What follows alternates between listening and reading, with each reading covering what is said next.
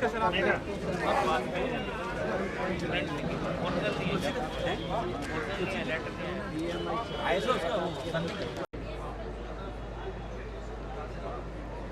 नहीं वही ले आऊंगा।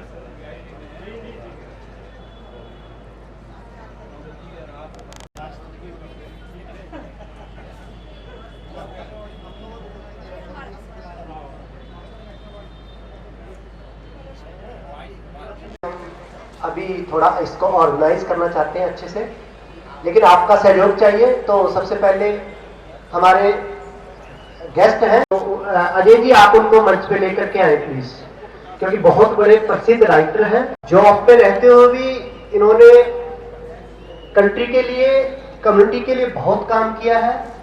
आप इनके लिए क्लैप भी कर सकते हैं।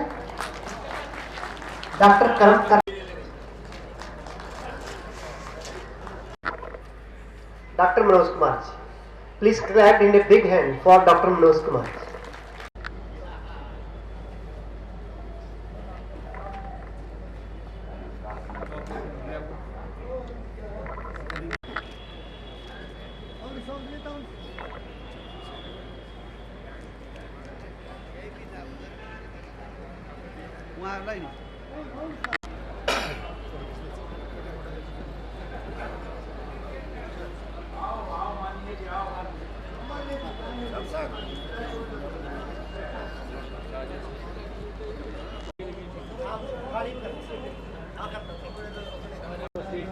पूरा हमारे बीच में मेंबर और अंतर्राष्ट्रीय अवार्ड इनको मिल चुका है, और अभी जनरल सेक्रेटरी है NNDOSWO।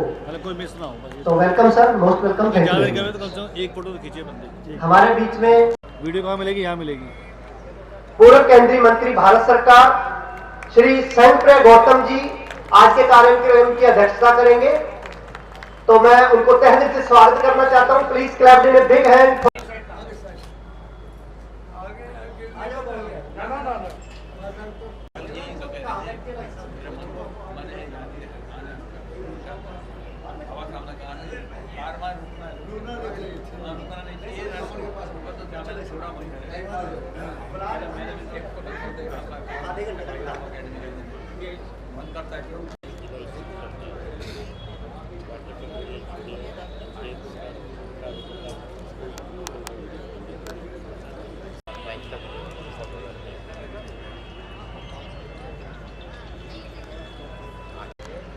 थोड़ा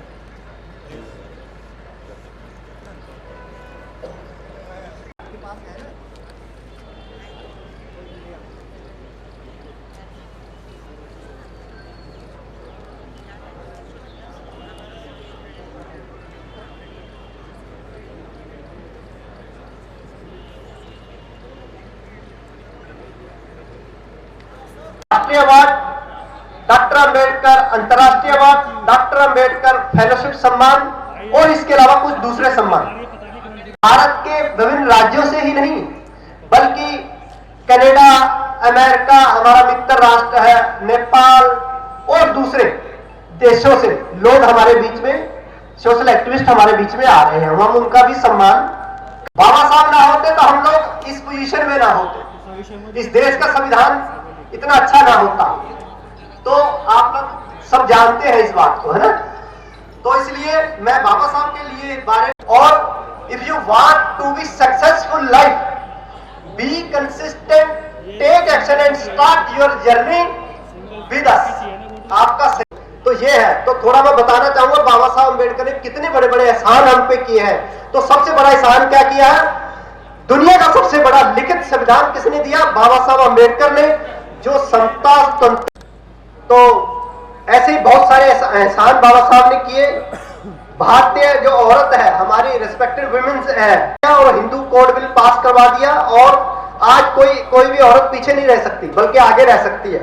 मैं समय ना लेते हुए मैं इस बात को, हम आज का कार्यक्रम जो अभी हम कार्यक्रम की शुरुआत करने जा रहे हैं, तो आप क्लैप कर दिए जोरदार। आज का कार्यक्रम आप लोगों के सहयोग के साथ, हमारे मंच पे जो हमारे लीडर साहबान बैठे उनके सहयोग के साथ आज के कार्यक्रम की शुरुआत डॉक्टर सोनपाल सुमराक्षर जी के आदेश से मैं जय भीम।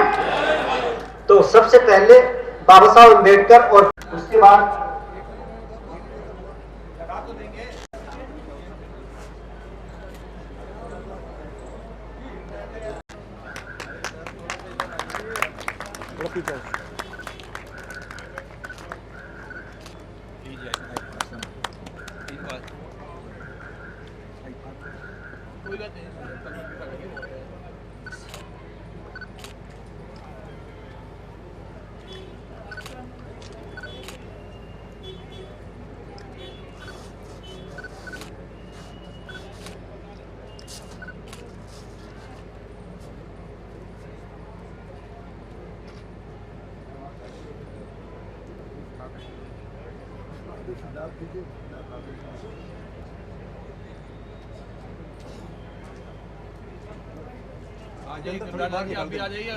बाहर निकाल दे जो उसको थोड़ा बाहर निकाल दे।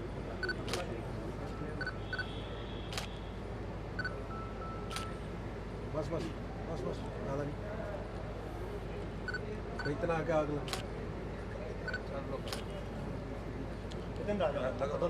समझे हो गया आपका। हाँ हो गया। चलो ऊपर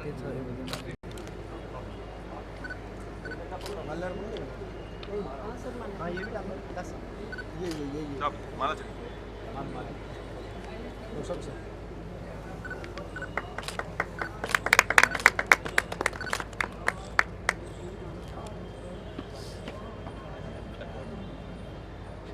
चलो ये नीचे रखो नीचे रखो ऐसे रखो नीचे रखो ठीक है हो गया बस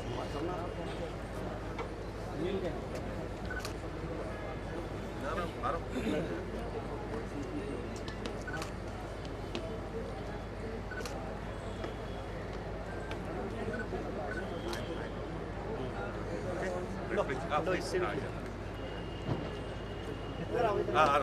एक इधर लो करना चल एक और कर ये भी और कर मेरे पे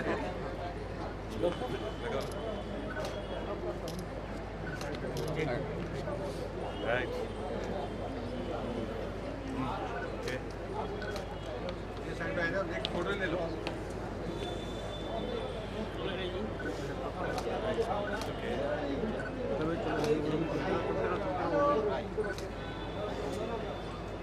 हेलो हेलो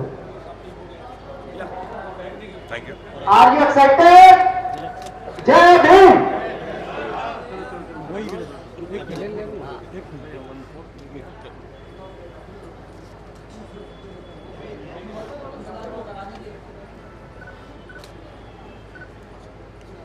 जय भीम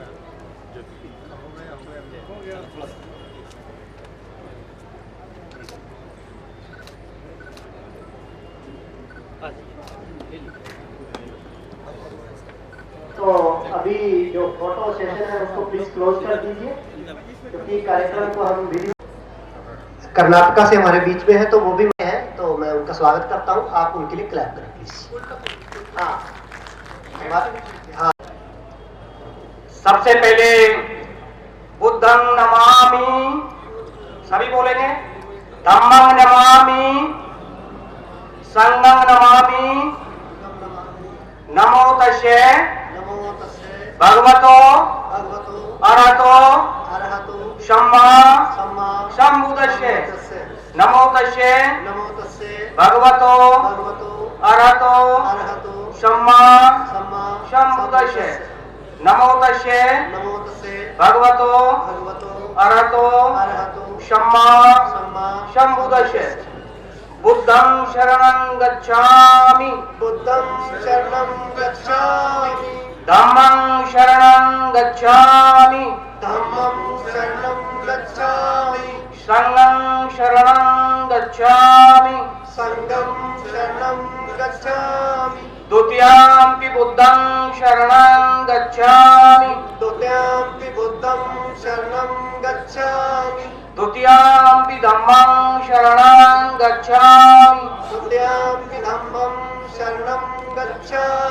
द्वितीयंपि संघं शरणं गच्छामि तृतीयाम्पि बुद्धं शरणं गच्छामि तृतीयाम्पि बुद्धं शरणं गच्छामि तृतीयाम्पि धम्मं शरणं गच्छामि तृतीयाम्पि धम्मं शरणं गच्छामि तृतीयाम्पि संघं शरणं गच्छामि तृतीयाम्पि संघं शरणं गच्छामि।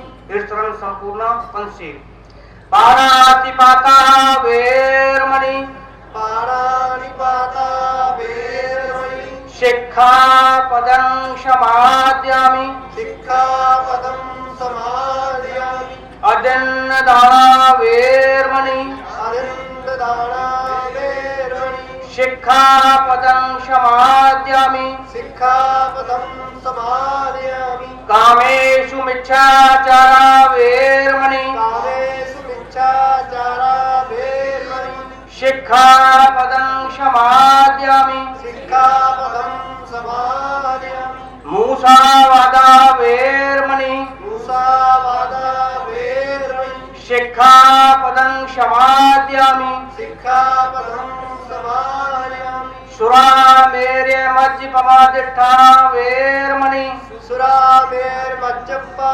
तत्थाना वेरमणि शिक्षापदं समादयामि शिक्षापदं समादयामि साधु साधु साधु साधु।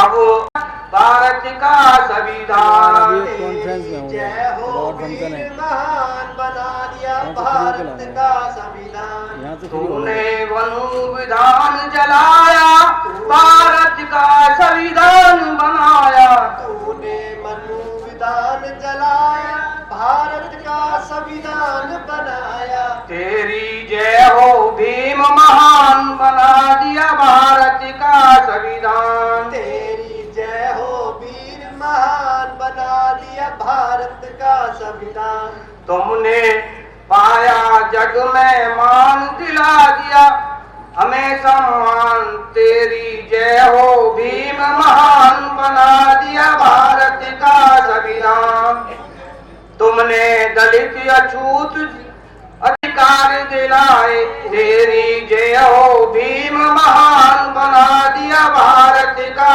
संविधान तुमने भारत की शोषित नारी शोषित दलित सब को उबारी तुमने दे दिए सारे अधिकार बना दिया भारत का संविधान देकर बौद्ध धाम की माया देकर बौद्ध धाम की माया कर दी बौद्ध वृक्ष की छाया तेरी जय हो भीम महान बना दिया भारत का संविधान।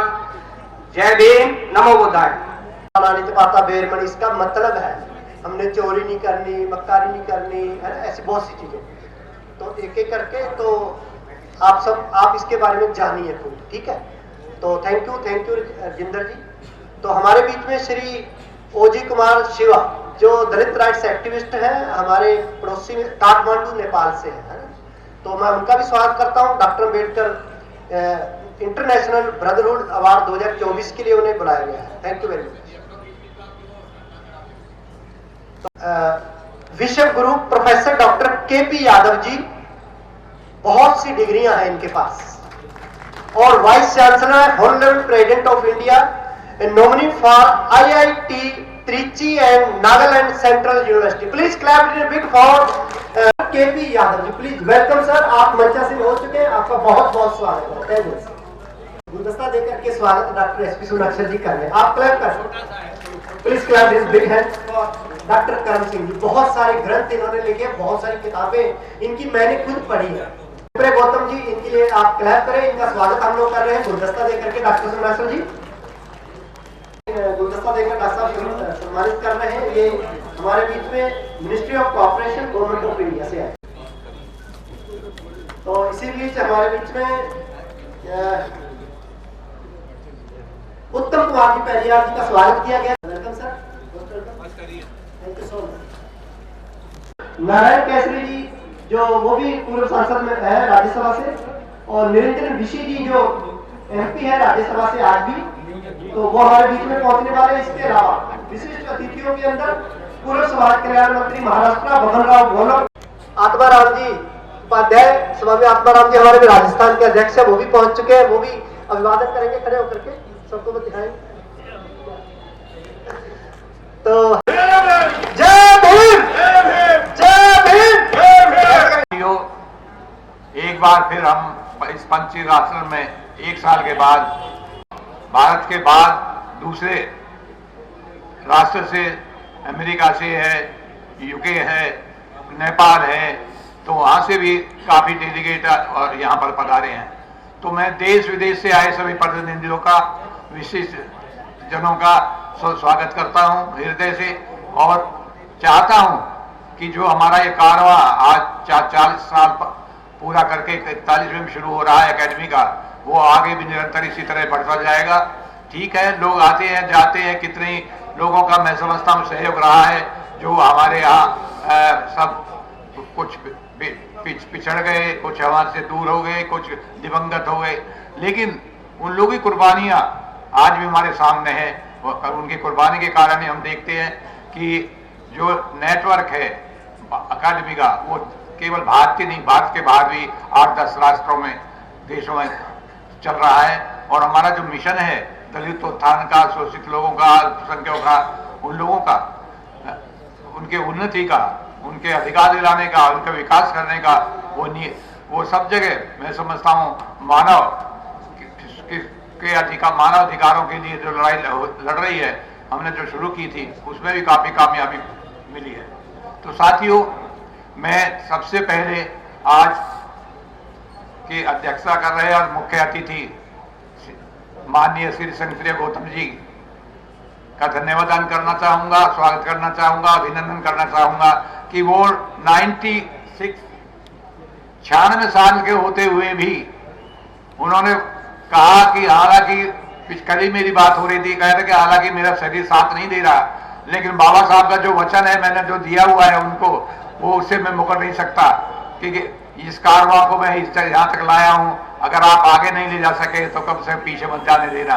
तो इस कारवां को आगे बढ़ाने के लिए 96 साल की उम्र में भी वो आप हमारे बीच में विराजमान है और उछल करके आए हैं। तो मैं उनका हृदय से और एकेडमी के सभी हजारों लोगों पदाधिकारियों की ओर से स्वागत करता हूं। गौतम जी से तो हमारी हमेशा रहती है, जब वो मंत्री थे, मिनिस्टर थे, तब भी हम केवल थोड़ा सा कहते थे उस दिन वो प्रोग्राम में आना है तो तुरंत वो चले आते थे और आशीर्वाद देते थे, और आज भी उसी कड़ी में वो हमारे बीच में विराजमान है। साथियों, हमारे बीच में डॉक्टर मनोज कुमार जी जो डायरेक्टर जनरल हैं राष्ट्रीय सहकारी विकास निगम भारत सरकार के, डॉक्टर मनोज कुमार जी हमारे बीच में हैं। तो वो ये भी एक बहुत बड़ी शख्सियत है और उनका एक बहुत बड़ा व्यक्तित्व है। वो आज हमारे बीच में सहायक साधारण हम जैसे है, लेकिन उनका अगर बायोडेटा आप देखेंगे, उनके जीवन में आप जाएंगे तो मैं समझता हूं कि आप हैरत करेंगे कि इन्होंने भी बहुत बड़ा कमाल किया है, बहुत समाज को दिया है। उन्होंने कितनी युवा युवतियों को IAS PCS बनाया, IPS बनाया। ये कम बात नहीं है कि वो जो यहाँ पर जो भी IAS PCS की कोचिंग क्लासेस कराती हैं, वो भी विशेष रूप से उनको आमंत्रित करती थी व्याख्यान देने के लिए और गाइड करने के लिए। और इनके निर्देशन में मैं समझता हूं कि सैकड़ों लोग IAS बने, IPS बने और दूसरे प्रतियोगिता में कामयाब रहे। और आज भी वो भारत सरकार के डायरेक्टर जनरल है और उसी पद पर रहते हुए वो भारत सरकार के होते ही नहीं, लेकिन समाज को भी अपनी सेवाएं दे रहे हैं। तो मैं भी अकादमी के पदाधिकारी और सभी साथियों की ओर से उनका बहुत ही आभार व्यक्त करता हूं, अभिनंदन करता हूं। हमारे बीच में कर्नल साहब के विषय में बताया, डॉक्टर कर्नल करम सिंह जी, जो इतनी उम्र होते हुए भी वो भी हमारा कार्यालय जो है मॉडल टाउन में 2nd फ्लोर पर है और हर आदमी आराम से चल नहीं सकता, लेकिन उनके दिल में इतनी ख्वाहिश रहती है, नहीं मुझे आना है, आपसे मिलना है। तो वो भी पैड़ी चढ़ करके मेरे पास कभी भी जब मन करता है पहुंच जाते हैं। और आज वो अपने जो नेटिव विलेज है वहां जालंधर में, कम ही उधर जाते हैं, लेकिन उनका जो शहर जो उनका संदेश देने का वो है, वो अभियान चलता रहता है। आज मध्य प्रदेश में, कल उत्तर प्रदेश में, फिर उसके बाद है। तो आज वो हमारे बीच में पधारे हैं विशिष्ट गेस्ट के रूप में, तो मैं उनका भी अभिनंदन करता हूँ। सरदार करम सिंह जी, कर्नल करम सिंह, रिटायर्ड करम सिंह जी।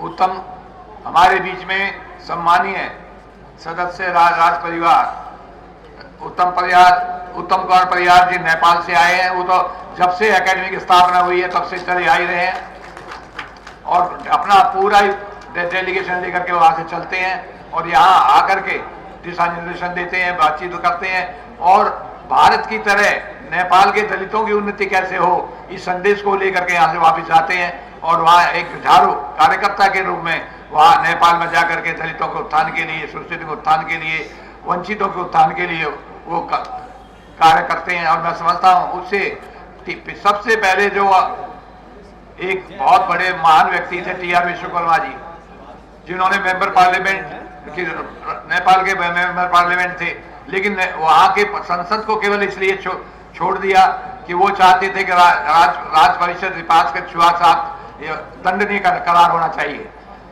और उसी के एवज में उन्होंने अपने सदस्यता वहां छोड़ी थी। और भारत में आकर के एकेडमी की स्थापना के साथ भी, बाबूजी के साथ भी उनका बहुत संस्कार रहा और मैं सकता हूँ उसी परंपरा में उत्तम कुमार जी यहाँ पर नियमित रूप से आते हैं और उसी आंदोलन को, उसी लॉ को प्रज्वलित नेपाल में किए हुए हैं। और मैं समझता हूँ, मुझे गर्व से कहना भी है कि यहाँ जो भी नेपाल से आकर प्रतिनिधि पुरस्कृत हुआ है यहाँ पर अवार्ड से, वो जाकर के वहाँ नेपाल में जाकर के मंत्री या विशिष्ट उनको सुविधाएं राज परिवार की ओर से दी गई और वो बड़े औहदे में गए। तो मैं उत्तम कुमार जी को भी और उनके साथियों को भी, सभी को इसके लिए बधाई देता हूं कि वो अपना कार्य को आगे बढ़ाए हुए हैं।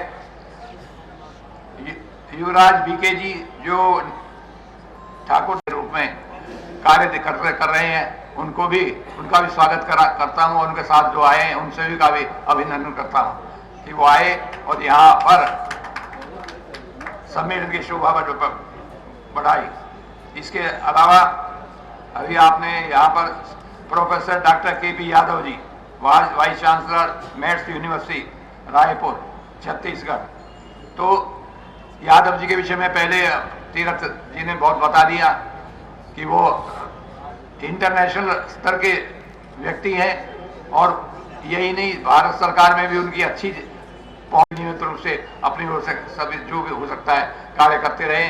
तो vice chancellor doctor K P. Yadav ji को भी मैं इस अवसर पर उनका अभिनंदन करता हूं अकादमी की ओर से और हमें खुशी है कि वो आज यहाँ पधारे हैं और एक अवार्डी के रूप में तो पधारे हैं ही, लेकिन हमारे एक मुख्य अतिथि के रूप में भी उन्होंने जो स्वीकारता हमको दी कि मैं आ रहा हूँ और आपके साथ कदम से कदम बढ़ा करके अकादमी के अभियान को आगे बढ़ाने के लिए पूरा सहभागिता करूंगा। तो उनके आश्वासन के लिए हम धन्यवाद देते हैं और आभारी हैं। साथियों,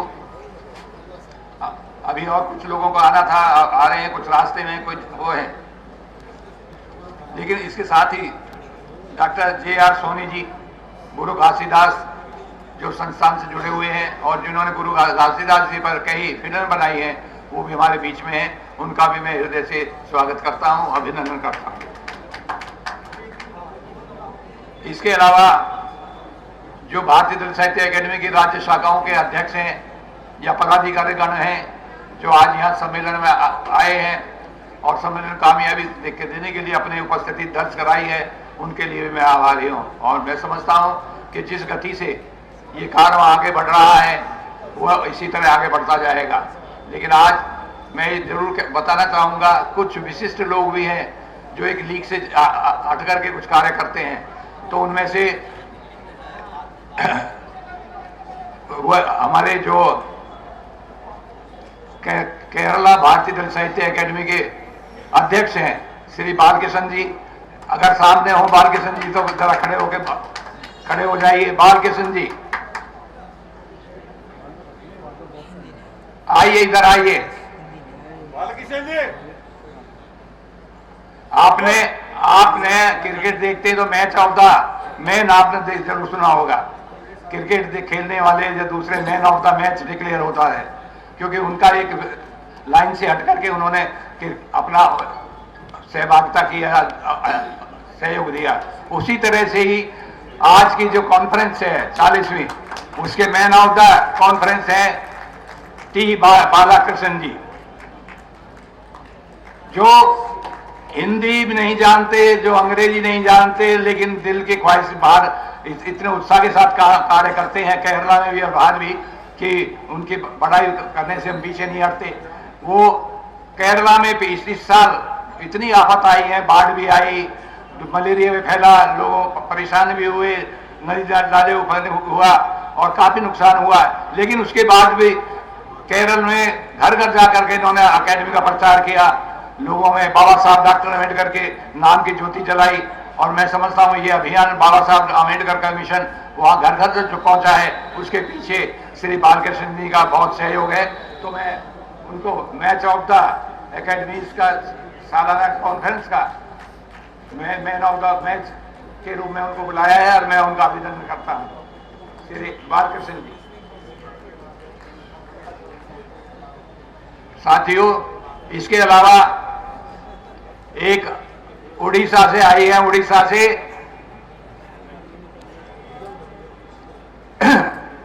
उड़ीसा भी पिछले दिनों उन्होंने वहां राज्य स्तर का सम्मेलन किया था। मोमिना खातून 1 मिनट के लिए आए, वो भी आए।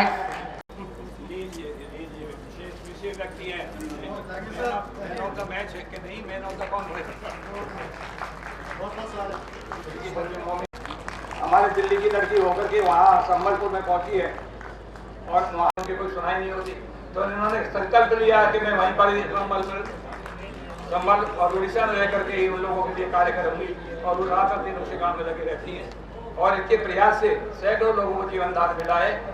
अकेडमी का तो काम कर ही रहे हैं। अभी पिछले दिनों एक सफल सम्मेलन भी उन्होंने किया, उसके लिए मैं बहुत बधाई देता हूँ।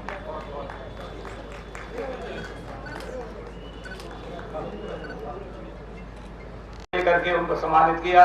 तो बाबूलाल निर्मल जी आपके सामने है, तो उनको, लेकिन जब तक मुझे अकेडमी का डॉक्टर अम्बेडकर के नाम का सम्मान नहीं मिला तो मैं इस सरकारी सम्मान को ज्यादा तरजीह नहीं देता।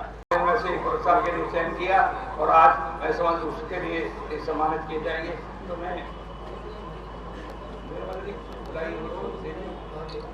इसे हट करके अपना समाज में कोई योगदान देते हैं तो उनका सम्मान होना चाहिए। तो साथियों, ये 3 व्यक्ति तो मैंने आपके सामने रखा और आपको बताया। इसके अलावा हमारे जो प्रतिनिधि हैं, जो एकेडमी से जुड़े हुए हैं, वो भी राजनीतिक कार्य में लगे रहते हैं, उनका भी मैं सम्मान करना चाहता हूँ।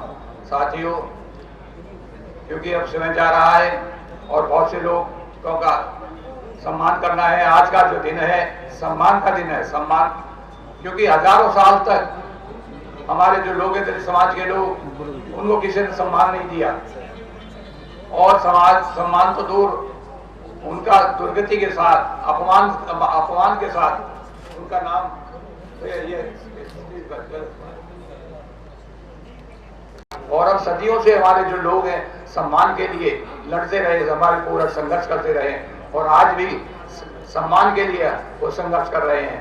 बाबा साहब डॉक्टर B.R. अम्बेडकर जी हो, या बाबू जगजीवन जी हो, या दूसरे संत रविदास जी हो, कबीरदास जी हो, गुरु घासीदास जी हो, इन लोगों ने भी अपने नीचे के जो समाज के लोग हैं उनको सम्मान दिलाने के लिए संघर्ष किया और उनको सम्मान दिलाने में कुछ कामयाबी हुए। लेकिन अभी पूरी तरह से हमारे लोगों को लज्जित किया जाता है, उनका अनादर किया जाता है, छुआछात की भेदभाव किया जाता है। कहने को भले कहने के समाज में उनका समान है, समान आदर किया जाता है, लेकिन साथियों अभी कहीं ऐसा दिखाई नहीं देता है। इसलिए एकेडमी का जो पहले दिन का कार्यक्रम है, उस हमें कौन कौन से अधिकार दिए हैं और उन अधिकारों में 75 साल बीत जाने के बाद भी, संविधान लागू होने के बाद भी आज तक हमें क्या मिला है, क्या नहीं मिला, इसका भी कुछ विश्लेषण किया जाता है।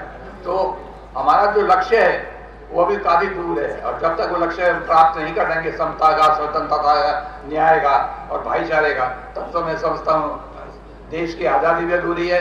और अब तो दलित और शोषितों को सम्मान देने का जो ढोंग रचा जाता है वो भी गलत है। तो आज सम्मान दिवस पर भी मैं आपको बधाई देना चाहता हूं कि जो लोग विभिन्न अवार्डों से यहाँ पर अकादमी की ओर से सम्मानित किए जाएंगे उनको अग्रिम में बधाई देता हूं और आशा करता हूं कि वो उनके जो सेवा कार्यों के लिए जो उनको अवार्ड सम्मानित किया जा रहा है उस परंपरा को आगे बढ़ाएंगे और नई पीढ़ी को भी प्रोत्साहित करेंगे जिस समाज में समाज सेवी पैदा हो,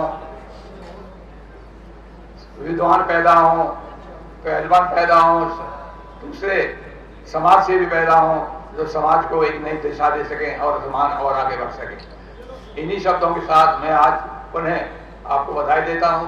जो जिन लोगों को यहाँ अवार्ड दिया जाएगा अभी अवार्ड की घोषणा होगी, आप बारी बारी आराम से आइएगा और अपना पुरस्कार लेकर के आराम से अपने देश प्रदेश जिले में लौटिए और वहां जाकर के इस सम्मान के जरिए औरों को प्रोत्साहित कीजिए और आप भी अपना जो कार्य शुरू कर रखा है उसे करते रहिए।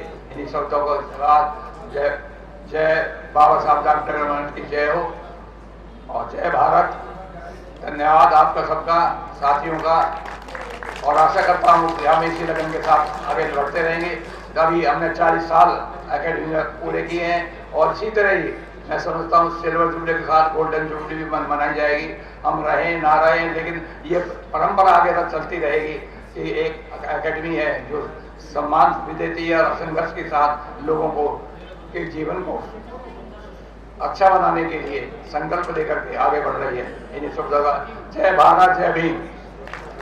करेंगे डॉक्टर सोहनपाल सोनाक्षर जी के लिए। देखिए कितना अच्छे से उन्होंने भारतीय दलित साहित्य अकादमी के इस कारवा के बारे में आपको बताया, आपका अपने तहे दिल से शब्दों से आपका स्वागत किया और सभी का सम्मान करते हैं। इनके दिल के अंदर बहुत बड़ा दिल है इनका, इन्होंने पूरा जीवन अर्पित कर दिया है समाज के उत्थान के लिए। तो देखिए मैं बाबा साहब हमारे सूरज है और एक सूरज हमारे पास है। हम वो सूरज है ना डूबेगी जिसकी किरण रात होगी तो सितारों में बिखर जाएंगे, रात होगी तो सितारों में बिखर जाएंगे। आप सब लोग स्टार हैं। अगर बाबा साहब सूरज है तो आप स्टार हैं। इस स्टार को ही जो अंधेरी रात को चांदनी रात में बदल देना है, आपको चमका देना है इस सोसाइटी को, इस देश को, इस कंट्री को।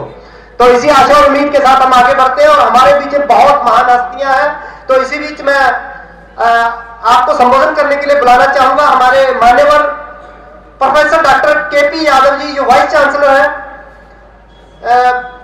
हमारे रायपुर से छत्तीसगढ़ से हमारे बीच में पहुंचे हैं। तो मैं उनका स्वागत करूंगा कि 4-5 मिनट के अंदर अपना संबोधन आपके बीच में रखेंगे।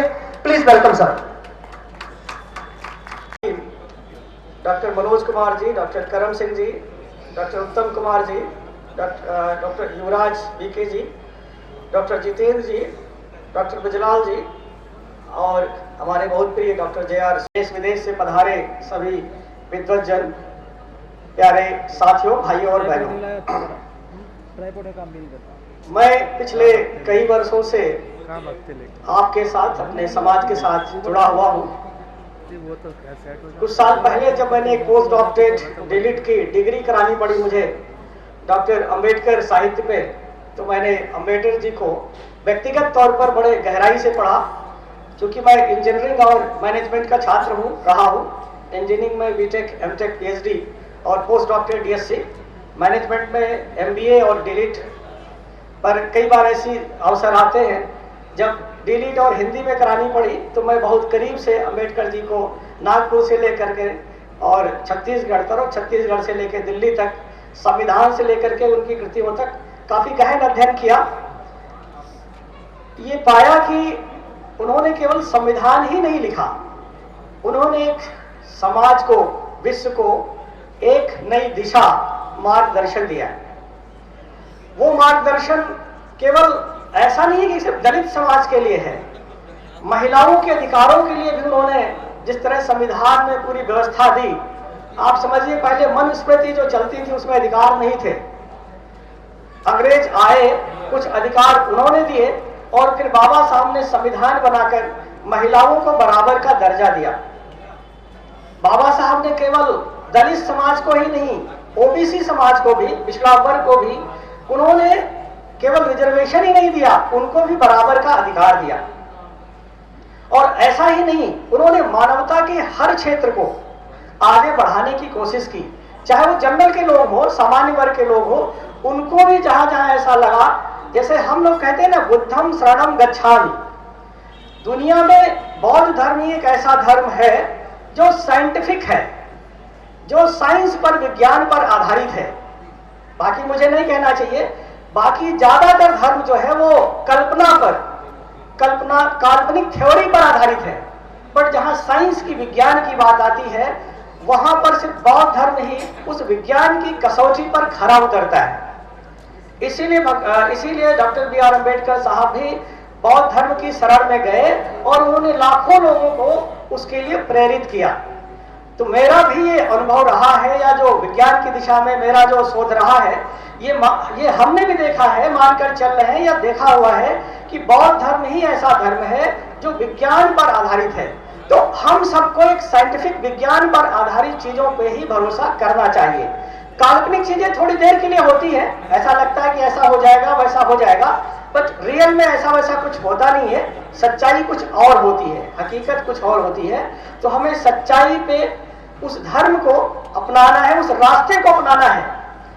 भगवान बुद्ध को सबसे विद्वान भगवान का दर्जा दिया गया है, क्योंकि उन्होंने साइंस, विज्ञान पर आधारित ही वो धर्म की स्थापना की थी। और इसीलिए हम सबकी जिम्मेदारी है कि हम लोग उस दिशा में प्रयास करें, आगे बढ़ें।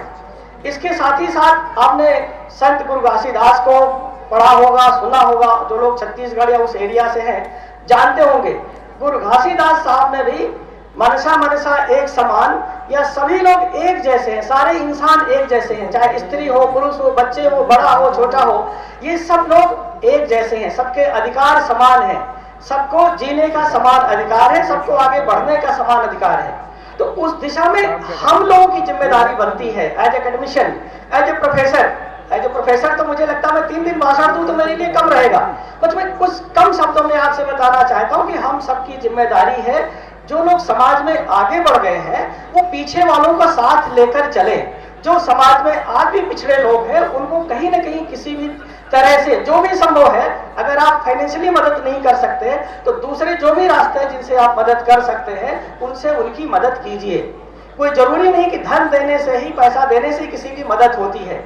लोगों का साथ देने से, सहयोग देने से, उनका मनोबल बढ़ाने से भी काफी सहयोग मिलता है। तो मैं चाहता हूं कि यहाँ एक विद्वज्जन, एक पूरा साहित्य, भारतीय दलित साहित्य अकादमी के प्रांगण में हमारे बीच हजारों लोग देश विदेश से पधारे हुए हैं, और आप सब लोगों से मैं आह्वान करना चाहता हूं, अपील करना चाहता हूं, अनुरोध करना चाहता हूं कि आप अपने समाज के लिए अपने साथ जुड़े हुए, और जो लोग नहीं भी जुड़े हैं उनके साथ भी, जहां भी आपको लगता है, आप जिस लेवल पर भी, जिस तरह भी सक्षम है, उनका सहयोग कीजिए, उनको आगे बढ़ाइए।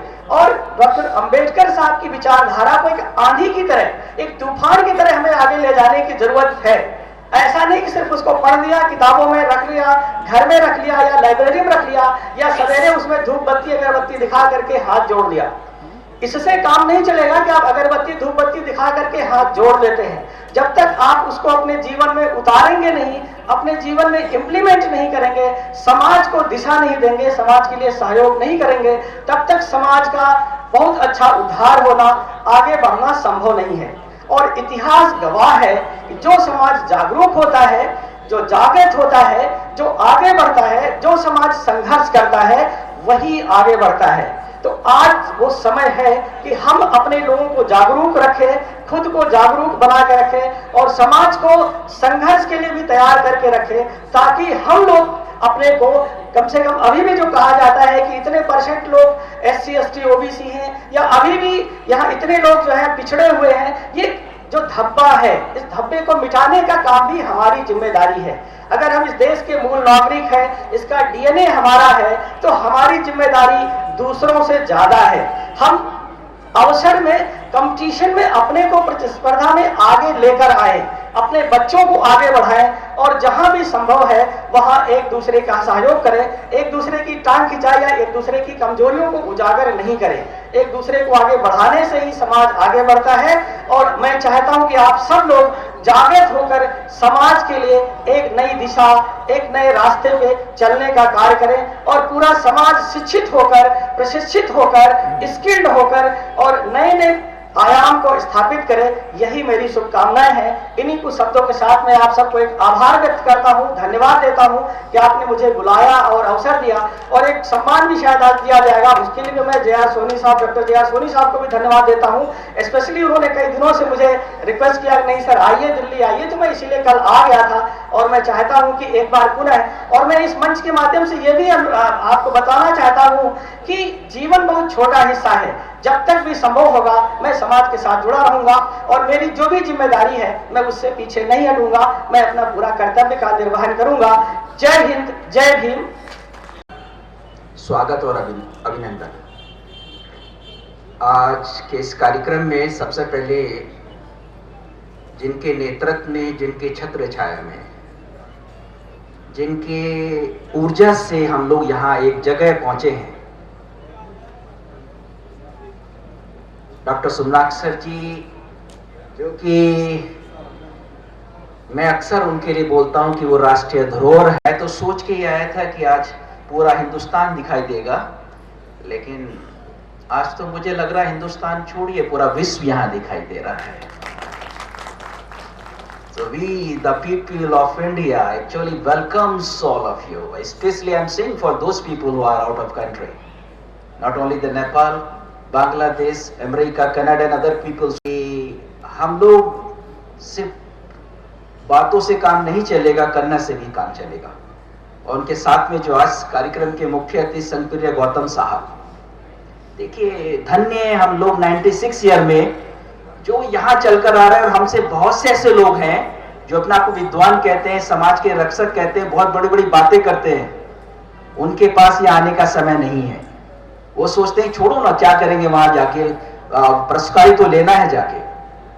तो मैं संतप्रिय गौतम साहब जैसे लोग जो हमारे लिए ऊर्जा का स्रोत हैं, मैं प्रभु से यही कह सकता हूँ, निवेदन कर सकता हूँ, दुआ कर सकता हूँ कि इसी तरह हमारे बीच आप बेहतर रहिए। और मंच पर बैठे और समझ विद्वान लोग, सभी का नाम लूंगा तो समय ज्यादा वेस्ट होगा क्योंकि समय की सीमा है, मैं उसको लांघना नहीं चाहता हूँ। लेकिन एक दो निवेदन जरूर करना चाहता हूँ। अगर वास्तव में आप बाबा साहब से प्यार करते हैं, बाबा साहब के संविधान से प्यार करते हैं, मैं आपसे एक ही बात पूछना चाहता हूं कि हम कितने लोग हैं हमने संविधान को ध्यान से पढ़ा है। और मैं समझ सकता हूं कि पूरे संविधान को पढ़ना इतना आसान भी नहीं है, उसके लिए यहाँ पर अन्य देश के भी लोग हैं। मैं संक्षिप्त में कहना चाहूंगा उसके, we the people of India having so resolve to constitute India into a sovereign socialist secular democratic republic and secure to all citizens justice, social, economic and political, liberty of thought, expression, belief, faith and worship, equality of status and opportunity, fraternity of individuals। मैंने क्यों बोला इसको? सबसे किताबें उपलब्ध है।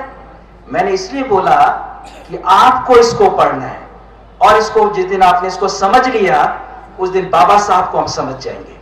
पहला point. दूसरा पॉइंट मैं आपसे कहना चाहूंगा, राष्ट्र है तो समाज है, राष्ट्र ही नहीं रहेगा तो समाज क्या करेगा? बाबा साहब की परिकल्पना में इसी प्रस्तावना के तहत और बहुत सी चीजों में उन्होंने अपनी जिम्मेदारियों की बात की थी। वो अलग बात है कि 1976 में हमारी समझ में आया और देश के प्रति 11 जो जिम्मेदारियां हैं, जिसको मैं आप लोग फंडामेंटल ड्यूटीज कहते हैं, जो 42nd कॉन्स्टिट्यूशन अमेंडमेंट में ऐड की गई। मैं बैठे समस्त लोगों से जानना चाहूंगा कितने लोगों को 11 कर्तव्य जो बाबा साहब बहुत पहले इशारा करके चले गए, उस समय जोड़ा नहीं गया था, कितने लोगों को 11 के 11 कर्तव्य याद है? मैं दावा कर सकता हूं कि मुझे याद है। मैं सुबह 5 मिनट सुबह और शाम को सोने से पहले बाबा साहब को याद करने का तरीका मेरा यह होता है, मैं अपनी प्रस्तावना को दोहराता हूं और 11 जो कर्तव्य हैं उसको भी दोहराता हूं और रात में भी उसको दोहराता हूं। जिस दिन हमने इसको गांठ बांध लिया, अपने समाज का, अपने देश का हम विकास कर पाएंगे। अन्य यही होगा, हम सिर्फ चर्चा पर चर्चा करते रहेंगे। बाबा साहब को अगर सच्ची श्रद्धांजलि देनी है, उनके संविधान को सम्मान देना है, मेरा एक ही निवेदन है कि आज ही गांठ बांध के देश के प्रति जो 11 जिम्मेदारियां हैं, 11 कर्तव्य हैं. Everybody knows of the 42nd Constitution Amendment Act in 1976. These 11 fundamental duties were added under Article 51A in the Indian Constitution. And these are not only the duties, these are the brain of the country. If you follow, you will get whatever you want. मित्रों, मैं और ज्यादा कुछ ना कहता हूं, अपनी बात को विराम लगाता हूं. यही मेरी सच्ची श्रद्धांजलि होगी बाबा साहब के लिए. तभी मैं कहूंगा, जिस दिन आप 11 कर्तव्य अपने दिमाग में बैठा लोगे, अपनी प्रस्तावना को दिमाग में अच्छे से डाल लोगे, और यही समझिए जो और समाज के प्रति एक ही जिम्मेदारी समझिए. सरकार की इतनी सारी योजनाएं होती हैं. मैं आपसे जानना चाहता हूं, किसी एक मंत्रालय की आप सारी योजना, क्या 5 योजना मुझे बता दीजिए. चाहे समाज कल्याण हो, चाहे भारत सरकार का कोई भी डिपार्टमेंट हो. जब हम जैसे पढ़े लिखों को योजनाएं नहीं पता है, हम आम लोगों को तो क्या बताएंगे. तो बाबा साहब के नाम पहला कदम यही उठाइए, अपने समाज में, अपने गांव में, जहां भी आप जानते हैं, आप उन योजनाओं के बारे में बताइए, इसके फायदा उठा सके. मैं सिर्फ बस अपनी बात को विराम लगाने से पहले एक ही योजना के बारे में बोलूंगा, प्रधानमंत्री जीवन सुरक्षा बीमा. किसी पार्टी से मत जोड़िए इस चीज को. सरकार की एक ऐसी योजना जो 18 साल से 70 साल के लोगों को आपके बीमा देती है, सामाजिक सुरक्षा देती है. आज भी सिर्फ 140 करोड़ लोगों में 40 करोड़ लोगों ने कराया. जिम्मेदार कौन? मैं और आप हैं. क्योंकि हम सोचते हैं मेरा तो बीमा हो चुका है, मुझे और से क्या मतलब है. ये सिर्फ एक उदाहरण है. इसलिए मेरा यही निवेदन है कि अगर वास्तव में हम बाबा साहब को सच्ची श्रद्धांजलि देना चाहते हैं, उसका एक ही तरीका है कि हम जो भारत के संविधान की प्रस्तावना है और जो 11 ड्यूटीज हैं, जिस दिन गांठ बांध लेंगे, हमारा राष्ट्र, मैंने कहा ना कि राष्ट्र बचेगा तो समाज बचेगा. राष्ट्र भी बहुत जरूरी है. जय भीम, जय भारत, जय संविधान.